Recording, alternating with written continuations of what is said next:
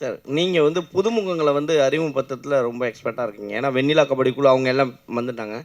ஆனால் இன்னொரு பக்கம் பார்க்க போனால் பெரிய ஹீரோக்களுடைய டேட் கிடைக்கலையா? ஒருவேளை அவங்க வந்து இந்த மாதிரியான இதெல்லாம் நடிக்க மாட்டேன் அப்படின்னு சொல்கிறாங்களா?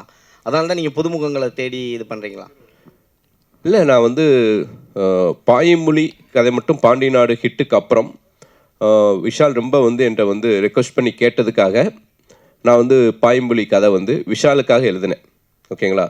அதுக்கப்புறம் நான் பண்ணின இந்த 18 திரைப்படங்களும் ஹீரோவை மைண்டில் வைக்கவே மாட்டேன். ஃபஸ்ட்டு கதை எழுதிட்டு தான் அப்புறம் ஹீரோ செலக்ட் பண்ணுவேன். ஸோ கதை எழுதி முடித்ததுக்கப்புறம் இந்த படத்தை வந்து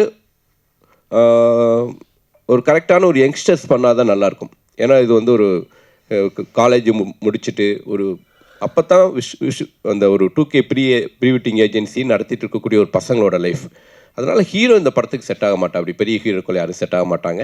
ஸோ ஜெயவீர் ரொம்ப கரெக்டாக இருப்பான்னு தோணுச்சு, அதனால் பண்ணேன்.